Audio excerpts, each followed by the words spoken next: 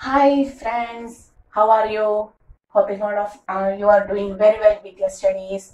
And today we are going to our next chapter, third chapter of plus one topic called as the motion in a straight line. Okay, and this is our channel Physics Gallery, Asha Binu. And today we are going to the third chapter, motion in a straight line. We are just going to start our third chapter, motion in a straight line. Okay. So, in this chapter, we are going to discuss about motion. Okay. That is, we are going to study motion. And study of motion is an important branch in physics, which is commonly called as the mechanics. Very important branch in physics called as the mechanics. Okay. So, what is mechanics? It is the branch which deals with the study of motion of a body. Is it clear? And this mechanics is basically classified into two. The mechanics itself is basically classified into two. The first one is kinematics. Okay. And the second one is dynamics.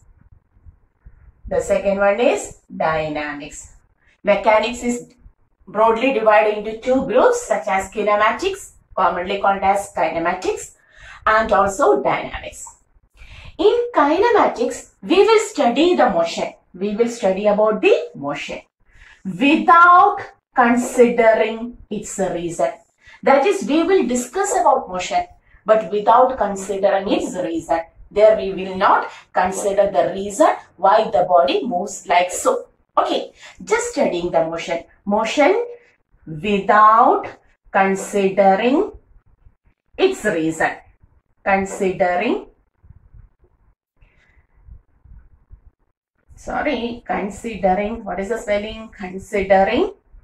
its reason. Okay. So what is kinematics? It is the branch of physics or the branch of mechanics which deals with the motion without considering its cause, without considering its reason. Whereas in dynamics, we will study motion, we will discuss about the motion by considering its reason. Here without reason, we will study the motion. Here with the reason, we will study the motion. Okay. So today's topic is mechanics because our chapter's name is motion in a straight line. So we are discussing about motion. Study of motion is called as mechanics. It is divided into two, kinematics and dynamics. Kinematics is the branch of physics which deals with the motion without its reason. Dynamics is the branch of physics which deals with the motion with its reason by considering its cause. Okay. So this is the introduction to our motion. Pause the video and take the notes. And now we are going to discuss about motion. The whole topic is about motion. So we are going to explain what is motion. When a body is said to be in motion, tell me, when a body is said to be in motion, whether I am in motion now? No, because my position doesn't change with respect to my surrounding or with respect to time.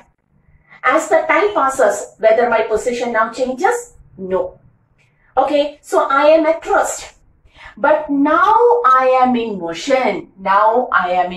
Because my position continuously changes with respect to the surrounding or with respect to the time. So when a body is said to be in motion, a body is said to be in motion. Said to be in motion when it continuously changes. Continuously changes its position.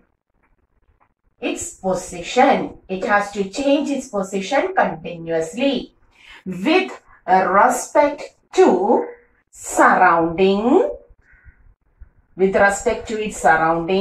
or time. As time passes, the position changes. then the body is said to be in motion. Okay. So, a body is said to be in motion when it continuously changes its position with respect to the surrounding or time. So, when a body is said to be at rest,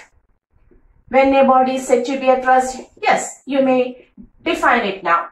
A body is said to be at rest if it doesn't changes its position. My position is not changing with respect to my surrounding or with respect to the time. So, if a body doesn't changes its position with respect to the surrounding or time, we can say it is at rest. So, a body is said to be at rest if it doesn't changes its position with respect to time or with respect to the surrounding. Is it clear? So, a body will be in motion or at rest. And what is the speciality of this rest and motion? Is that both the conditions, both rest and motion, are relative to the observer. Both rest and motion. The condition called as rest or motion, both of them are relative to the observer. What does this mean? It means that as the observer changes, as the nature or position of observer changes, the condition of the object, whether it is at rest or in motion, changes. It means that now I am at rest. When you look at me, I am at rest. Why? Because my position doesn't changes with surrounding or with time. Okay. But suppose someone is looking at me from an outer space, from another planet or a satellite. What happens? Where I am standing? Yeah, all of us are standing on the surface of Earth. This is our Earth. And all of us are standing on the surface of Earth or sitting or whatever may be. Is it clear? And Earth is rotating itself, both rotating and revolving. So what happens to us when another observer from here looks at us? What happens? The Earth is rotating and we are placed on the rotating Earth. So whether we are at rest? No, we are in motion. But when you look at me, I am at rest. That is, my position of rest or motion, it purely depends upon the observer, from where he is observing me. Okay, we know the buildings, the trees and others are at rest. They are not at all moving. But when you look at a building, by sitting on a vehicle, the vehicle is moving forward and you are looking at a building. What happens? You can see the building moves backward. When you are moving forward and looking on the object, you can see the object is moving backward. So whether that building is at rest or in motion, it is purely related to the observer. Okay, is it clear? Very important, there is not at all a condition called as the perfect rest. The body is at perfect rest. We never say so. The body is in perfect motion. It is also not correct because the condition called as rest or motion purely depends upon the observer.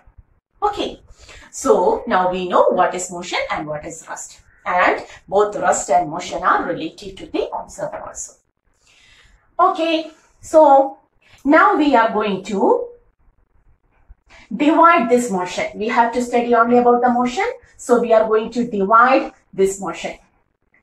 That is, the motion may be in one dimension. The motion may be in one dimension.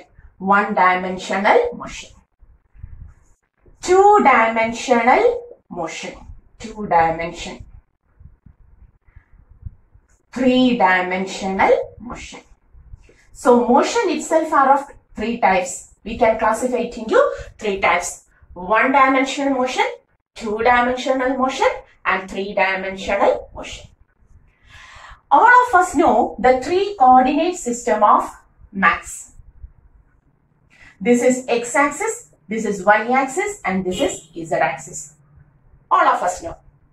If the motion of a body is restricted along one axis, if the motion of a body is restricted along a single axis, for example, a body is moving through this x-axis like this.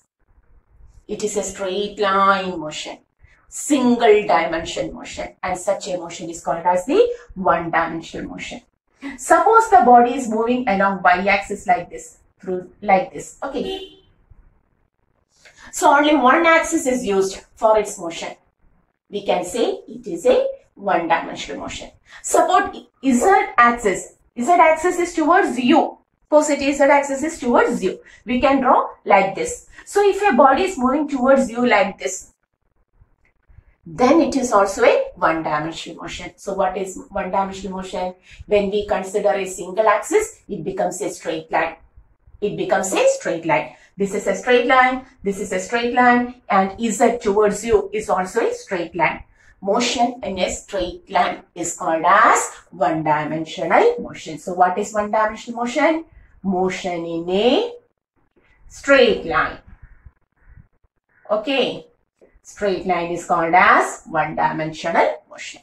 For example, a train moving along a straight track. A straight track. The train cannot move away from that track. The track is straight line. So the train moving along a straight track is an example for one-dimensional motion. Okay, is it clear? Then what is two-dimension? If in one dimension we use only single axis, then what will be two-dimension? Here the motion is along two axes. We have to club together two axes. For example, x and y.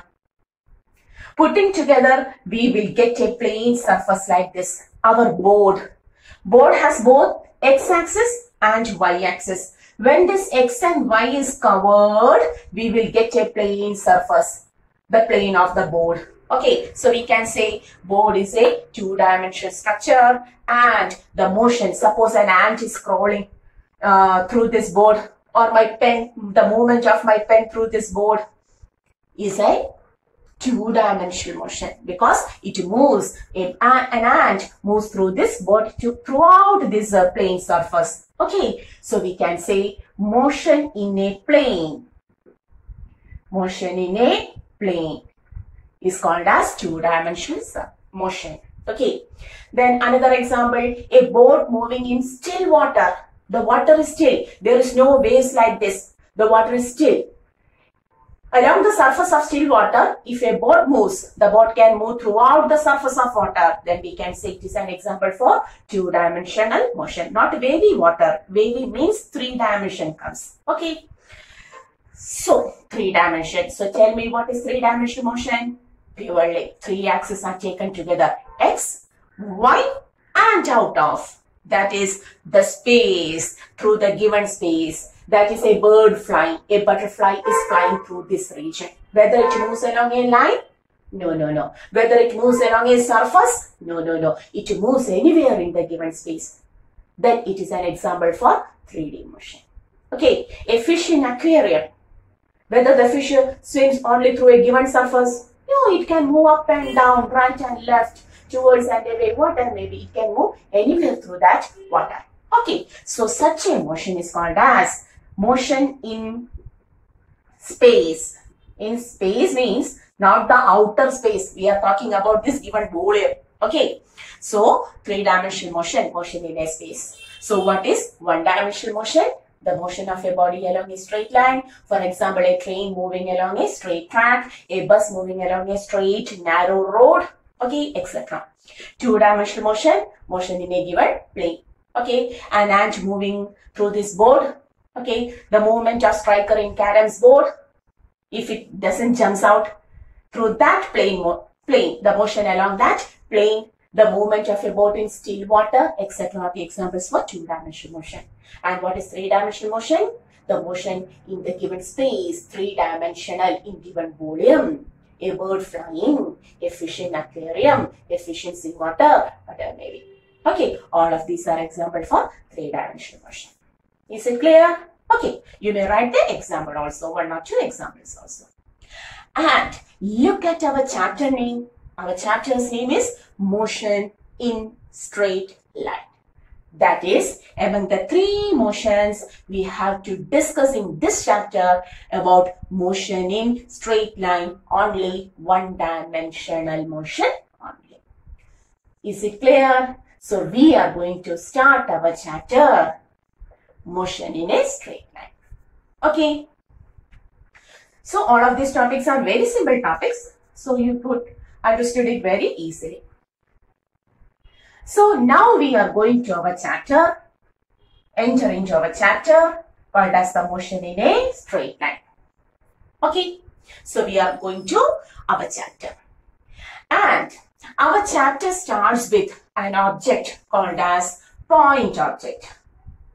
We are going to discuss about an object called as point object. So tell me, what is a point object? Do you tell me what is a point object? Yeah, it is an object whose size is very small sized. Point sized object is called as a point object. Yeah, we know that. But in physics, not only very small point sized objects are called as point objects. A very huge object may also be considered as a point object in physics. Okay, a train may be considered as, whether a train is a train of length somewhat having 21 or 25 bogies, compartments, whether it is a point object, it may have length up to 1 kilometer, 2 kilometer, etc. So whether it is a point object? No. But in physics, we may consider a train as a point object, an aeroplane as a point object, even our earth as a point object. Then how we define the point object in physics? In physics, not only the point-sized objects are called as point objects. An object is said to be a point object if the distance travelled by that object, is very large when compared to its size. Example, there is a train having length 1 kilometer. 25 or 30 compartments are there. So the length of the train is somewhat 1 kilometer. Okay. And the train starts from one station A. And its final station, last terminating point, B. Somewhat covering 1,000 kilometers. Here and there are certain stops. We are not discussing about that intermediate points. We are taking the initial point and the final point. Okay.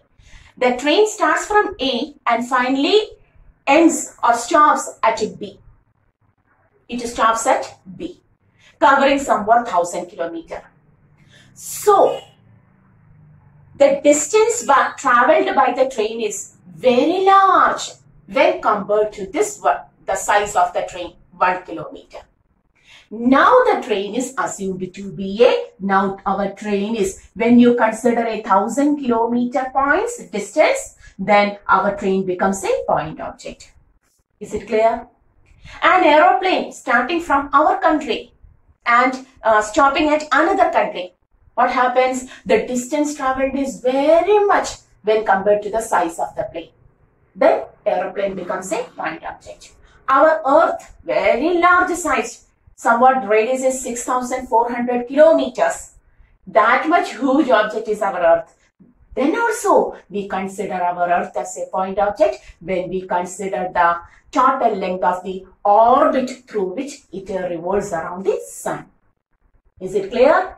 So any huge object, if the distance travelled by that huge object is very much greater than that of its size, then we can say that object as a point object. So in physics, not only point-sized objects are called as the point object. How we define the point object? We can define a point object as an object whose distance travelled is very much greater when compared to its size. Okay, if the distance travelled by a body, so what is a point object? If the distance travelled by a body, is very large,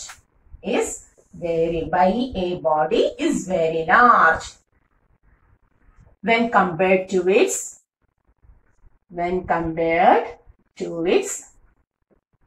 size, then the object is said to be a point object. Is it clear? Okay, you may have got one or two examples for the point objects also.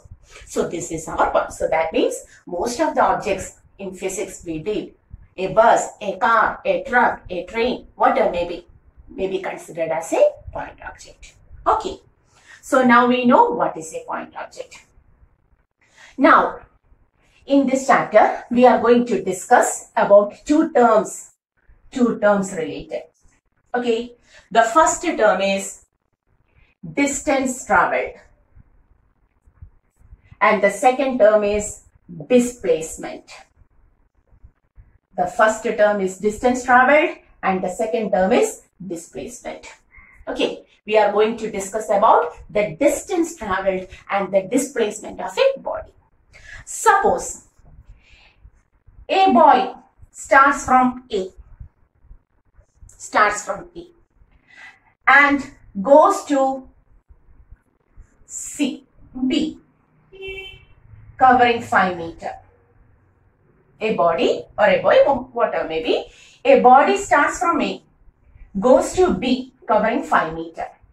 Then he moves to C, covering somewhat 10 meters. And then he moves to D, covering 5 meters. Okay. A body is moving from A to D through BC. Okay. At first it moves from A to B, covering 5 meters.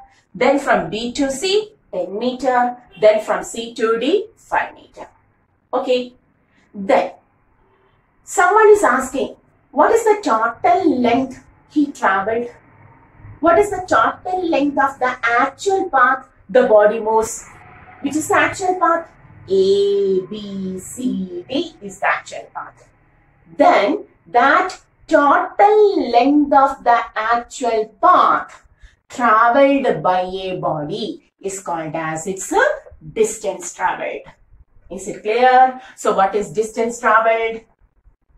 It is the total length of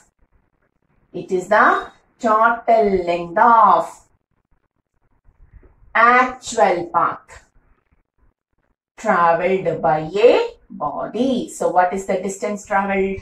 Distance traveled means which path he moves. Go through the total path and measure it. That is called as a distance traveled. It is the total length of the actual path traveled by a body. Okay. Now, what is the displacement of the body? Whatever may be the path it is moving, it is not at all the matter. The matter is which is the shortest distance between. The shortest distance between the starting and ending point. A is the starting point, B is the ending point. Then the shortest distance is this, AD. Okay, the shortest distance is AD. It is not the distance traveled by the body. The distance traveled is this. But the shortest distance between the starting and ending point is called as the displacement. Okay, so the shortest distance between the starting and ending point is called as displacement. Is it clear? So the total length of the actual path traveled by the body is called as the distance traveled. The shortest distance between 2 points is called as the displacement. Okay. Okay. Now, what about the distance traveled? Whether it has a specified direction? Initially, the body moves from A to B. In which direction? Upward direction. Then, after some time, it moves from B to C. In which direction? Right direction, towards right. And after that, it moves from C to D. In which direction? Downward direction. Okay, that is, here there is, from this point to this point, the direction is upward. Then from B to C, the direction is towards right. And then from C to D, the direction is towards downward. It means that it has direction. It's correct. It has its own direction. But whether the direction is specified, it is always towards the top or upward. It always towards downward, whether you can say so? No. So it has direction, but it has no specified direction. It has a direction, but the direction is not specified. So we can say distance has no specified direction. Distance has no specified direction. Whereas, whatever may be the distance traveled, the displacement throughout from A to D has a single direction. Okay, the displacement has a specified direction. Has a specified direction. Okay, so the distance has no specified direction, but displacement has a specified direction. And the quantities which has no specified direction are commonly called as scalar quantity in physics and maths. Okay, a quantity having no specified direction is commonly called as scalar quantity. Okay, whereas a quantity having a specified direction is called as a vector quantity. So, displacement is a vector quantity, distance is a scalar quantity. Okay, is it clear? Every point is clear to you? Now, distance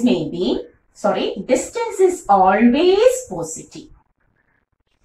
Distance is always positive. Whereas, displacement may be positive or negative or 0, even 0. Whether it is correct? Yes, you may prove this. Okay, may I rub this? Suppose a body starts from O,